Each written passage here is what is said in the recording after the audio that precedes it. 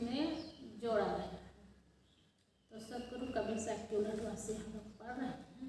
इसमें बिजक का पहला पद है, पहला शब्द है और इसमें बताया गया है कि गुरु भक्ति, माया, विरति तथा असंगता के बारे में। आइए पहला शब्द पढ़िए। संतो भक्ति सतो गुर यानी, नारी एक पुरुष दुई जाया, बोझो पंडित ज्ञानी। पहन फोरी गंग एक निकरी, 34 पानी पानी। ते पानी तुई पर्वत बूढ़े, दरिया लहर समानी। उड़ी माखी तरवर को लागी, बोला एक बानी। वह माखी को माखा नहीं, कर भरहा बिन पानी। नारी सकल पुरुष वे खाए, ताते रहे अकेला। कहीं कबीर जो आपके बोझे, सोई गुरु हम चेला। संतो भक्ति सतो गुरानी। हे संतो, सद्गुरु साधक के हृदय में भक्ति का अवतरण करता है।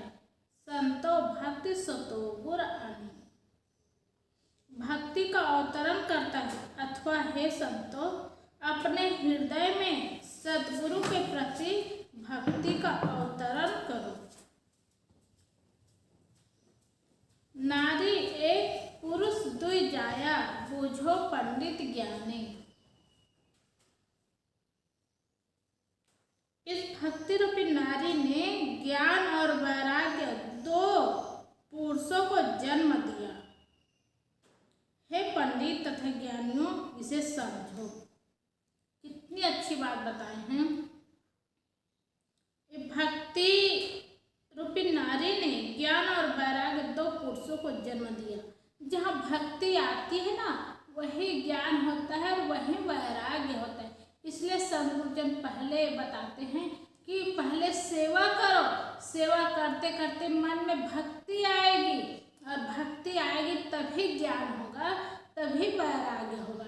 इसलिए संतों के पास जाकर सेवा में लग जाए, एकदम तन्मन होकर लग जाए। और भक्ति क्या है? पूज्य के प्रति प्रेम होना, समर्पण होना।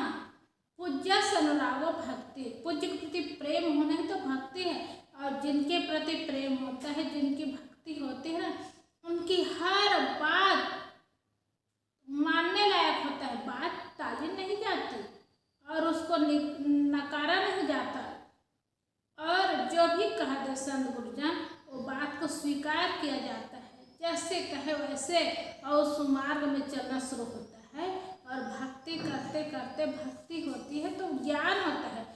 अब गुरु के प्रति भक्ति होगी, प्रेम होगा, तो जो भी बात कहेंगे गुरु ना, उसको स्वीकार करेंगे। तो अच्छी बात, संत तो अच्छी बात ही बताएंगे, ज्ञान की बात ही बताएंगे, ज्ञान ही देंगे। तो जीवन में वही ज्ञान अंदर में बसता जाता है और वही फिर वैराग्य होता है। तो भक्ति जीवन की शुरुआत है और भक्ति से ज्ञान होता है और ज्ञान से वैराग्य होता है। इसलिए सद्गुरु कबीर साहब यहाँ बताए हैं कि इस भक्ति रूपी नारी ने ज्ञान और वैराग्य रूपी 2 पुरुषों को जन्म दिया है। हे पंडित तथा ज्ञानियों, इसे समझो।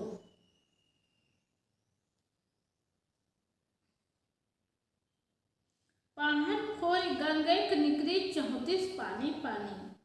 जैसे हिमालय के पर्वत फोड़कर गंगा नदी निकली और मैदानी भाग में आकर उसने सर्वत्र पानी पानी फैला दिया, वैसे जब मनुष्य के हृदय की विषय शक्ति शिला टूटकर भक्ति गंगा का अवतरण होता है, तब पूरा जीवन भक्ति, ज्ञान तथा वैराग्य से अपलावित हो जाता है।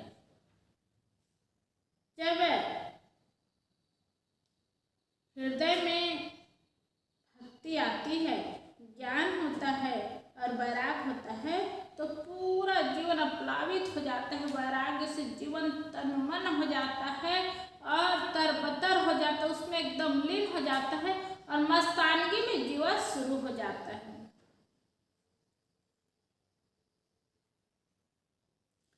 तई पानी तुई पर्वत बूढ़े, दरिया लहर समानी। इस भक्ति ज्ञान तथा वैराग्य के पानी में अहमता ममता के दो पर्वत डूब गए, अर्थात इनका नाश हो जाता है। यहाँ तक कि इस भक्ति की लहर में संसार सागर भी डूबकर शांत हो जाता है। जब भक्ति आती है ना तो संसार का मोह रहता है, उसका नाश हो जाता है और मोह छूट जाता है, और माया की जितनी चीज है, जितनी वस्तु है माया की और जितने प्राणी है, उससे मन हट जाता है। और जब भक्ति होती है तो गुरु संतों के प्रति प्रेम होता है, तो ज्ञान और वैराग्य हो जाता है। उड़ी माखी तरवर को लागी, बोला एक बानी।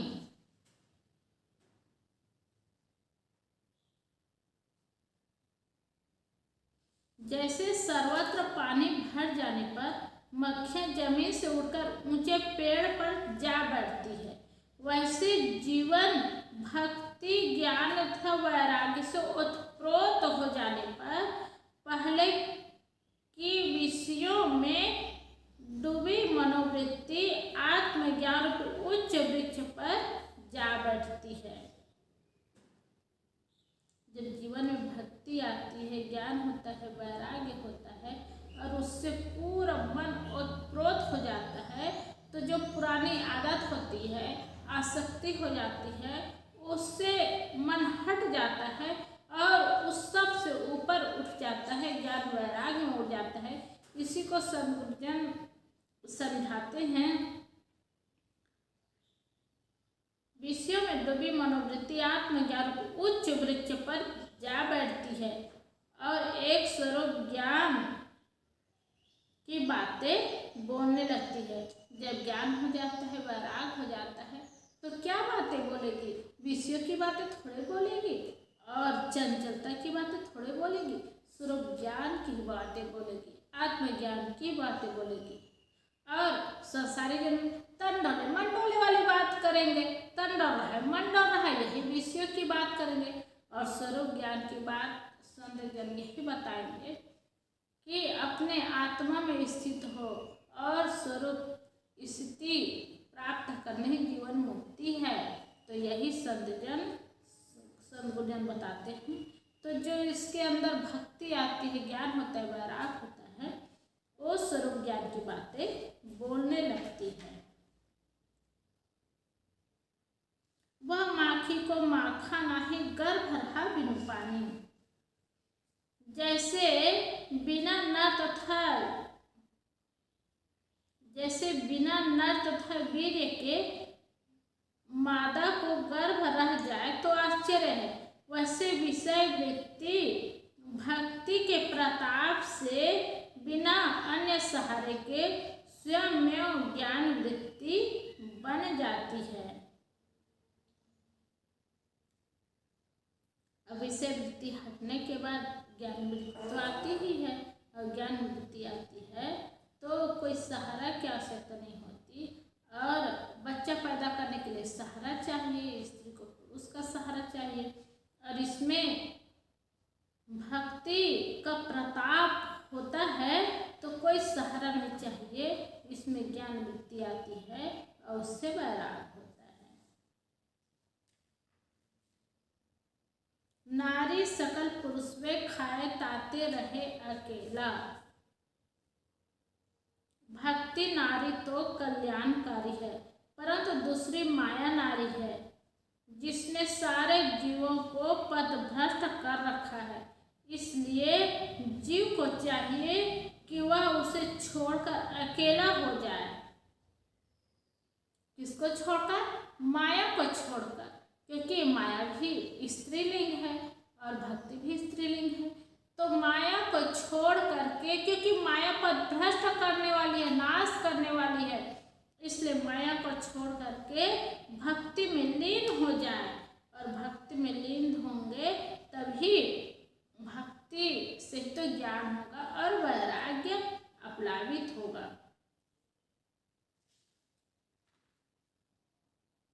कहीं कबीर जो आपकी बूझे सोई गुरु हम चेला।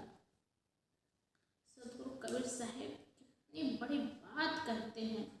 सदगुरु कबीर साहब कहते हैं कि जो आज इस जीवन में इस सत्य को समझ लेता है वह गुरु हो जाता है, और मैं उसका दास बनने के लिए तैयार हूँ। सदगुरु कबीर साहब मर्मज्ञ ज्ञानी रहे और हर बात को ज्ञानी रहे, त्यागी रहे, वैरागी रहे, हर विषय में जानने वाले, हर ज्ञान को बताने वाले और वैराग्य के मर्मज्ञ संत थे। और ऐसे संत कह रहे हैं कि जीवन में जो सत्य को समझ लेता है वह गुरु हो जाता है और उसका दास मैं बनने के लिए तैयार हूँ।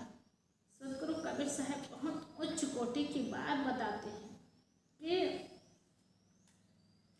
उसका दास मैं हो सकता हूँ, लेकिन जो ज्ञान को जाने, समझे और समझ करके अपने में तृप्त हो।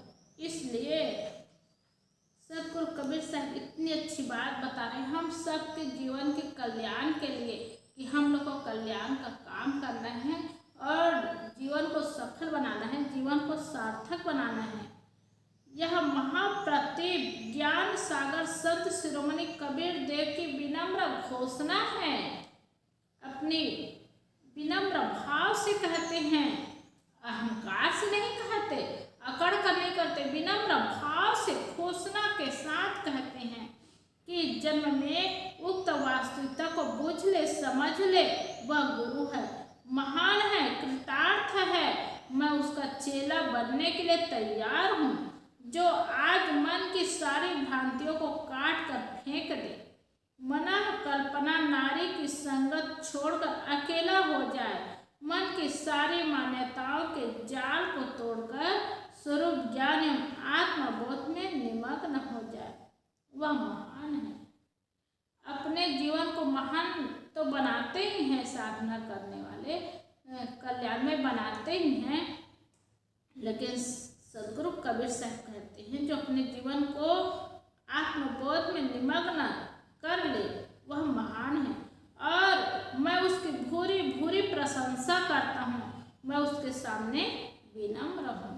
इतने बड़े महापुरुष अपनी इतनी विनम्रता दिखा रहे हैं, तो हम सबको चाहिए कि हम सब अपने जीवन के कल्याण के लिए, अपनी शांति के लिए, अपने सुख के लिए भक्ति जीवन में लाए, ज्ञान लाए और वैराग का जीवन जिए, तो जीवन सुंदर होगा, सुखमय होगा, शांतिमय होगा, जीवन सफल होगा और जन्म मरण के चक्कर से हम सब का छुटकारा हो जाएगा।